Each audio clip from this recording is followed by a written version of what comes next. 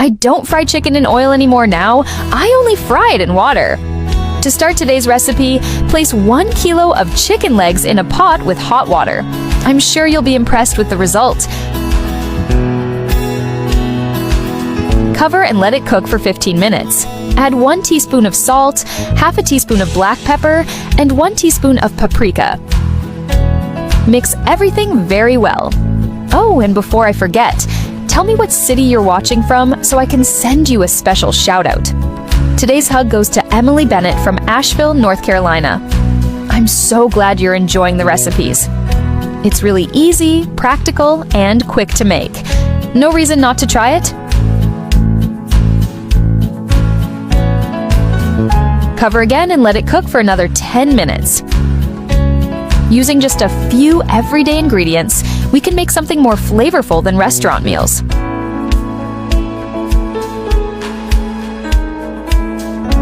Next, add 3 cloves of minced garlic. Pour in a 1/4 cup of soy sauce. This recipe has been one of my favorites since the first time I made it.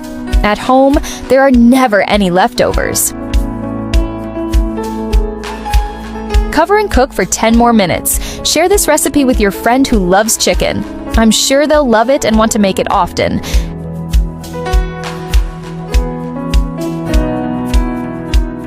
Add 1 tablespoon of mustard and 1 tablespoon of ketchup. I learned this trick from the owner of a 5-star restaurant. Now I can't eat chicken any other way. It's very important to stir everything so the flavors come together. To give it a special touch, sprinkle in some parsley as much as you like. This part is optional. Only do it if you want to. You have no idea how delicious this is. The smell is just amazing.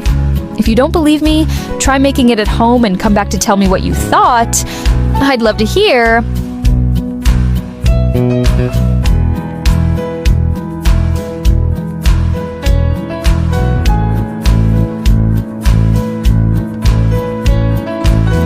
I'm sure this will be the star of your Sunday lunch. All my friends and family keep asking me where I learned this. It's easy, quick, and super tasty.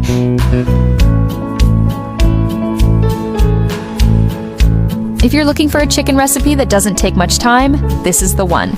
It's a perfect option for those days when you don't have much time in the kitchen. This is definitely the best way to brighten someone's day.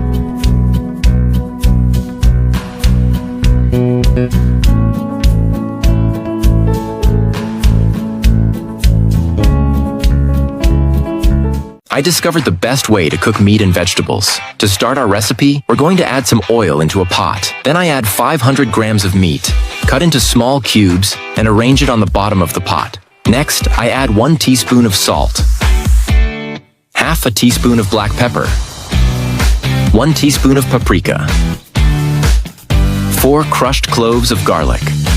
I sauté these ingredients just long enough to let them blend into the meat and, as it cooks, release its natural broth. Now we add half a chopped onion in small cubes, half a red bell pepper diced, half a carrot cut into sticks, and some broccoli. Let's sauté these ingredients now. They'll make our recipe even more delicious. I love this dish and I'm sure you'll love it too. In a bowl, we add half a cup of water, a 1/4 cup of soy sauce, 1 tablespoon of sugar, and 1 tablespoon of cornstarch. I stir these ingredients well until fully combined. And before I forget, let me know which city you're watching me from so I can send you a special shout out. Today's shout out goes to James Cooper from Birmingham, United Kingdom. I'm really glad to know you're enjoying our recipes. Back to our recipe. I'm going to pour the sauce we made into the pot with our delicious meat. I start stirring with steady movements, keeping the sauce in direct contact with the hot bottom of the pot. Slowly, the texture thickens and a glossy finish appears. The consistency develops just right, revealing the concentration of flavors. Everything blends together in perfect balance. Now we can add 250 grams of cooked pasta. I mix carefully to coat every strand in the thick sauce. The meat and vegetables spread out evenly, creating a perfectly harmonious combination. The aroma rising at this point shows everything is coming together just as planned. Using a spatula, I serve generous portions straight from the pot to the plate. I make sure to plate it neatly, preserving the contrast of colors and textures. The steam still rises, giving that visual touch that impresses. It's like every detail is in its perfect place. You'll understand why this recipe is so special when you get to this step. As I taste it, I notice each ingredient did its part. The pasta soaked up the sauce, the meat is juicy, and the vegetables have a slight crunch. That sweet and savory finish ties it all together with personality. This combination turned out exactly how I imagined it. Delicious broccoli and cauliflower recipe, the best I've ever made. In a pot, I place 1 cauliflower, 1 broccoli, 1 teaspoon of salt, and I pour in hot water until it's fully covered. Now in a skillet, we melt 1 tablespoon of butter. With the kitchen utensil in hand, I began spreading the butter in circular motions. I add 1 chopped onion and 1 carrot sliced into rounds. And now we sauté these ingredients very well. Let's transfer the ingredients to a baking dish. And before I forget, let me know which city you're watching from so I can send you a special shout out. Today's shout out goes to Sarah Collins from Dublin, Ireland. I'm so happy to hear you're enjoying our recipes.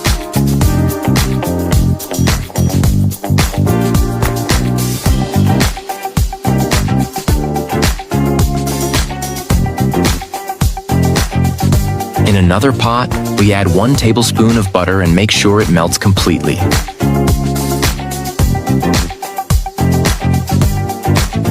Now I add 2 tablespoons of wheat flour. I stir until the flour combines with the butter. Then I slowly add 2 cups of chicken broth, stirring well. This step is important and really brings out a sensational flavor. Next, I pour in half a cup of milk, 1 teaspoon of salt, half a teaspoon of black pepper, 1 teaspoon of oregano, and I mix everything very well. As I stir this broth, I notice it gradually thickening. The steam rises, and the smell starts to take over the kitchen. Now let's pour this sauce into the baking dish with the vegetables. The texture of this sauce is amazing. It fills every corner. It's almost therapeutic watching it settle and coat everything so beautifully. Now on top, I add mozzarella to taste. As I spread the cheese, I imagine it bubbling in the oven, forming that irresistible golden crust. I'll bake it at 350 degrees Fahrenheit for 20 minutes. Just enough time to melt and brown the cheese, giving us that delicious cheesy crust. Our recipe is turning out amazing, and tell me, would you add another ingredient here? With the first bite, I can already tell the mix of textures is just right. The creaminess, the mild seasoning, and the touch of gratinated cheese make it all worth it. I'm sure this recipe will become a classic in your home. It's impossible to make just once. This is the Queen's famous dessert, a simple recipe with a flavor worthy of royalty. To start our recipe, in a pot I'll add 1 cup of sugar. I stir in the pot until it turns into caramel. Now I add 1 tablespoon of butter and mix until it melts completely. I'm going to add 1.5 cups of grated coconut and stir until the caramel fully coats all the shredded coconut.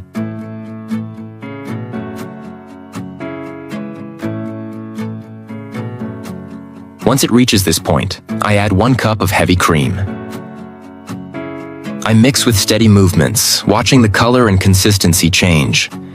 The heat softens the texture and makes everything more even, with a shine that shows the base is almost ready. In a bowl, I add 2 cups of sweetened condensed milk. What ingredient would you add here? Tell me, I'd love to know. 1 cup of heavy cream, 1 cup of coconut milk,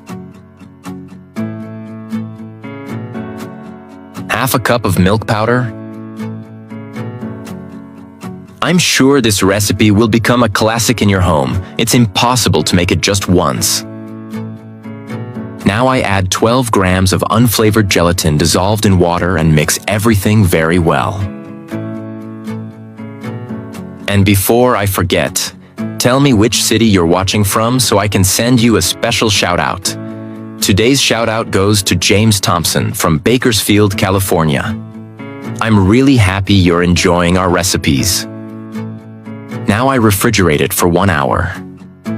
After taking it out of the fridge, we're now going to pour the shredded coconut mixture we prepared on top and spread it well across the entire dish.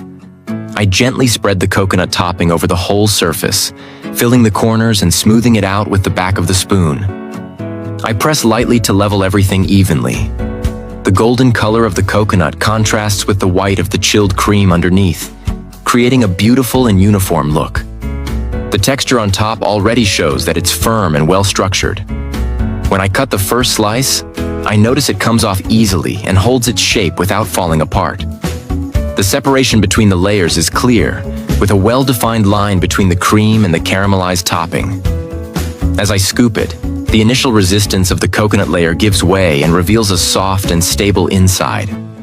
When I taste it, the flavors come in waves. First, the sweetness of the sweetened condensed milk, then the contrast of the coconut, and finally the subtle buttery touch from the caramel. The combination is balanced, with a creamy yet firm texture. Nothing is overwhelming, and the cold temperature enhances the flavor even more. This is what I do when I have ripe bananas at home. Here I'm using 4 bananas, already sliced, and 2 cups of milk. I'm going to put everything in here. Tell me what banana recipe you usually make at home. I'd love to know your recipe. Next, I'll transfer everything to the blender. And before I forget, tell me which city you're watching us from so I can send you a special shout-out. Today's shout-out goes to Tommy Trojan from Houghton, Louisiana. I'm glad you're enjoying our recipes. I'll add 2 eggs, cover, and blend everything well. You'll be surprised by the result of this recipe. It's very easy to make and very tasty. Once that's done, now here in the pan, I'm going to add 1 cup of sugar, turn on the heat, and stir the sugar until it forms a caramel.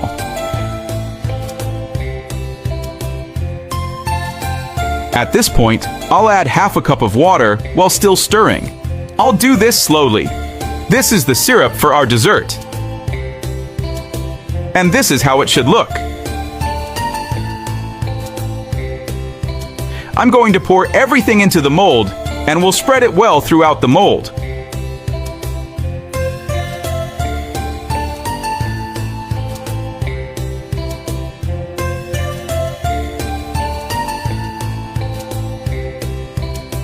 Now, I'll take the blender mixture and pour it all in here. Look how much it yielded, everyone. Now let's cover with aluminum foil.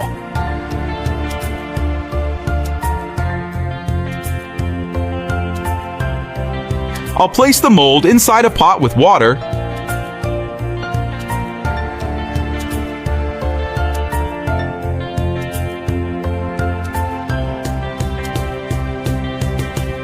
cover, and let it cook for 30 minutes.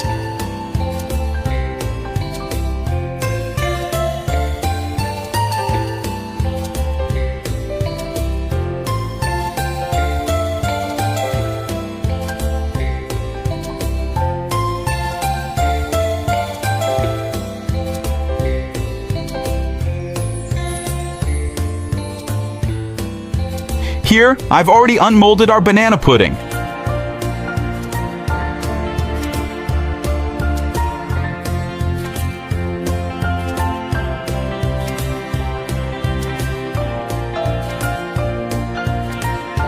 Look how delicious our recipe turned out.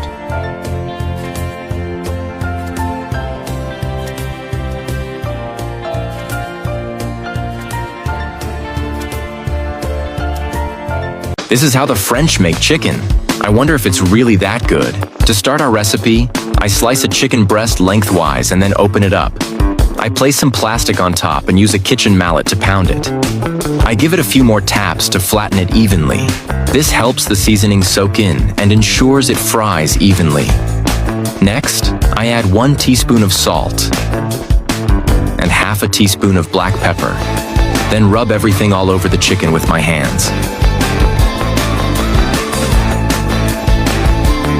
In a larger bowl, I add 2 eggs, 3 minced garlic cloves, half a cup of grated Parmesan cheese, and parsley to taste. Then mix everything well. In another dish, I add 1 cup of wheat flour. I coat the chicken breast first in the flour, making sure it's well covered. Then I dip it into the egg mixture. I do this slowly to cover all sides. This layer will form that crispy, flavorful crust.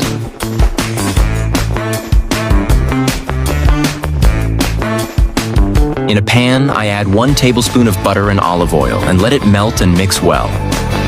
And before I forget, let me know which city you're watching me from so I can send you a special shout-out. Today's shout-out goes to James Carter from Austin, Texas. I'm really happy you're enjoying our recipes.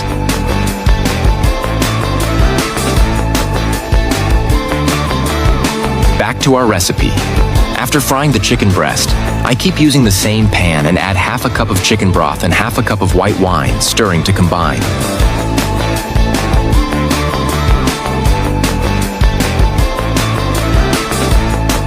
Now I add 1 tablespoon of butter, mixing well until it thickens and changes color. The aroma of this sauce is amazing. Next, I add a teaspoon of chimichurri and 1 teaspoon of fried garlic. Next, I place the chicken breast back in the pan. With a spoon, I gently drizzle the sauce over it, letting it flow into the crispy surface. It glazes everything and soaks into the edges, bringing a beautiful shine and aroma that fills the kitchen. This is one of my favorite parts because this is where the dish really comes alive. You can tell just by looking that it's going to be amazing. Carefully, I transfer the chicken to the main plate. It's golden, tender, with a firm crust on the outside. I cut into it slowly and see the juicy, well-seasoned inside. The knife slides easily, showing it's cooked just right. I admire the texture, the contrast of the crispy exterior with the glossy sauce on top. It's the kind of dish that impresses before the first bite.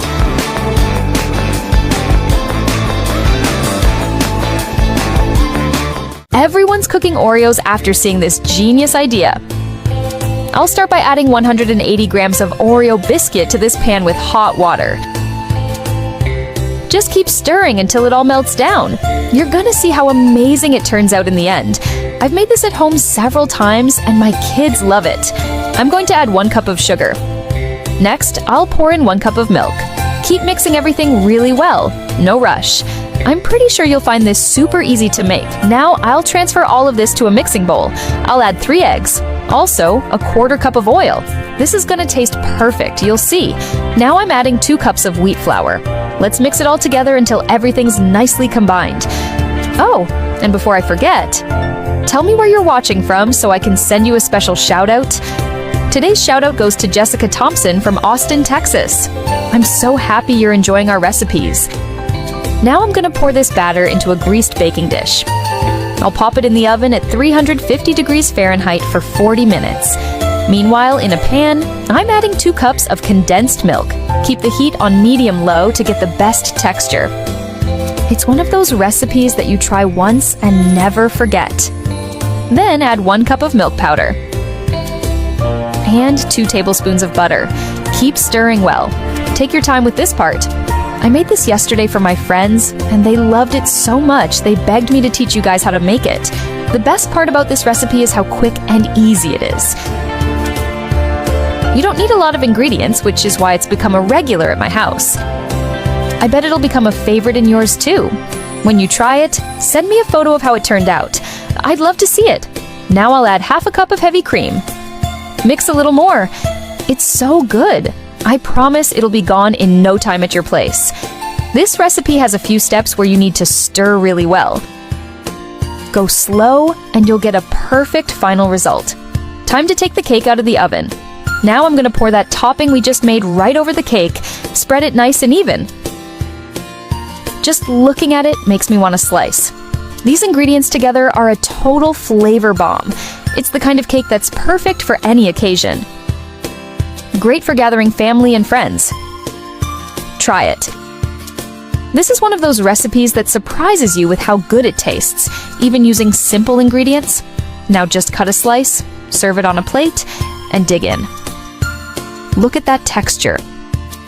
It's amazing, and I'm sure the flavor is just as incredible. The secret really is in how everything comes together. If you nail the ingredient amounts, it'll turn out perfect, just like mine. If you liked it, stay tuned for more exclusive tips like this one. Easy to make, delicious to eat, and impossible not to go back for seconds. When I make this avocado salad, everyone is impressed and asks me for the recipe. I'll start by using half an avocado. I'll cut it and put it in a glass dish. This recipe is amazing and super healthy. I'm sure it will surprise you. Next, I'll need a cucumber. I'll also chop it into small pieces and add it to the dish. Write down the preparation method of this recipe. You'll need it to teach your friends and family. Then, I'll chop half a red bell pepper into small cubes.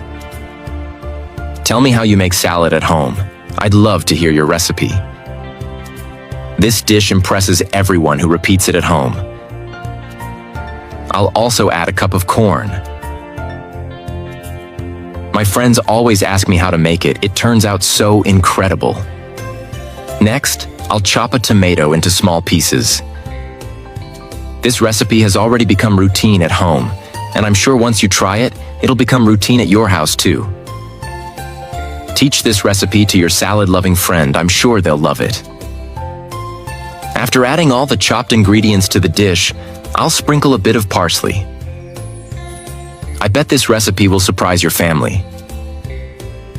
Now in another bowl, I'll add a 1/4 cup of milk, a 1/4 cup of oil, a 1/4 cup of lime juice, and half a teaspoon of black pepper, and then I'll mix it all together.